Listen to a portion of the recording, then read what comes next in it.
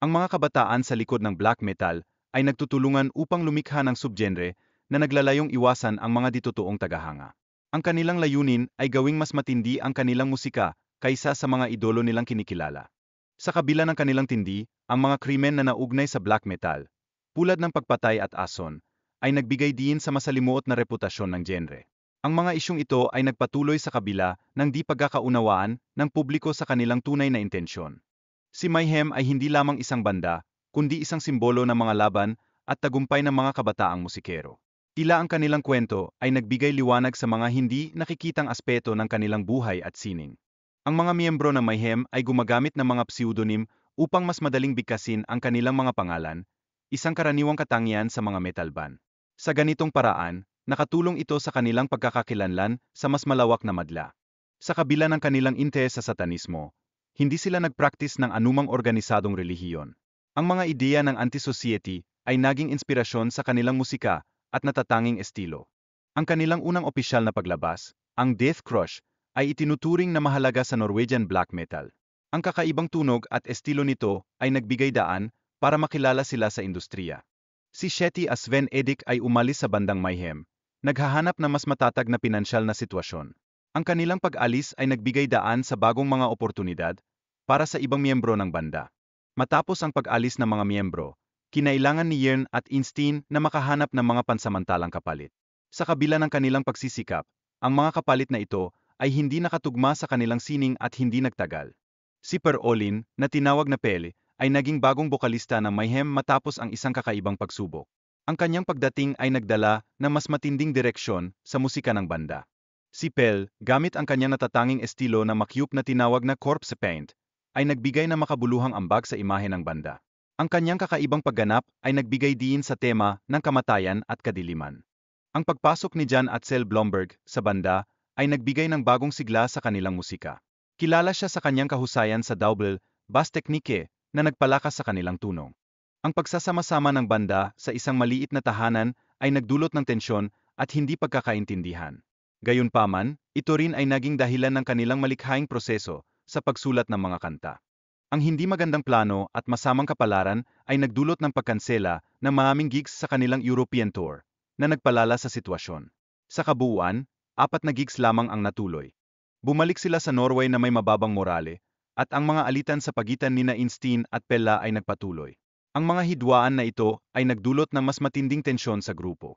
Sa kabila ng mga pagsubok, nagpatuloy si Instein sa pagbuo ng isang record shop, umaasang makakabawi ang banda. Subalit, hindi ito natanggap na maayos ng ibang miyembro ng banda. Ang pagbubukas ng isang tindahan para sa kanyang record label ay naging totoo ilang buwan matapos ang pagkamatay ni Pella. Tinawag itong Helvete, na nangangahulugang impyerno sa Norwegian.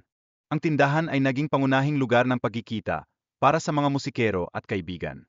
Maraming tao ang tumulong sa pagsasaayos ng tindahan sa pamamagitan ng pagdonate ng mga kagamitan. Ang tindahan ay nagbigay daan kay Instein upang maging malaking impluensya sa mga kabataan. Maraming banda ang nagbago ng kanilang tunog at imahe matapos makasama siya. Ang pag-unlad ng mga ideolohiya sa black metal scene ay nagpasimula ng mas matinding paglabag sa batas at karahasan. Ang mga paniniwala ng mga miyembro ay nag-udyok sa kanila na magsagawa ng mga ekstremistang kilos.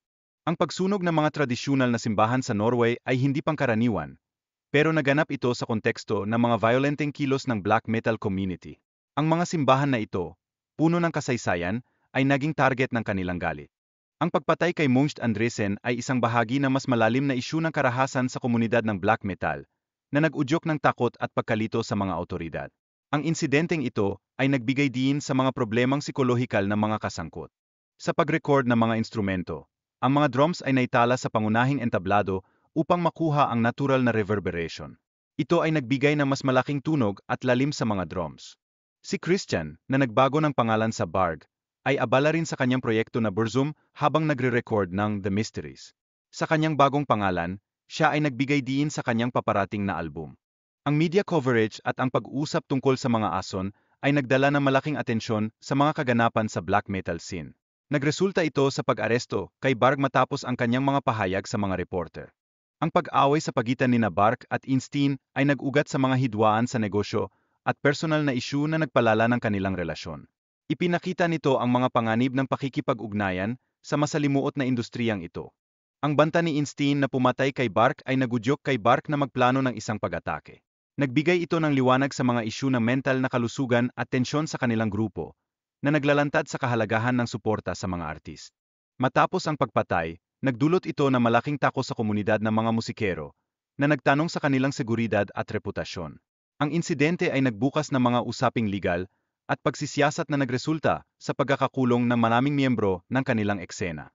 Sa kabila ng pagkakulong ni Bark, ang kanyang banda, ang Mayhem, ay nagpatuloy sa paglikha ng musika at naglabas ng bagong album. Ang kanilang tagumpay ay nagbigay daan sa iba pang mga banda upang makilala.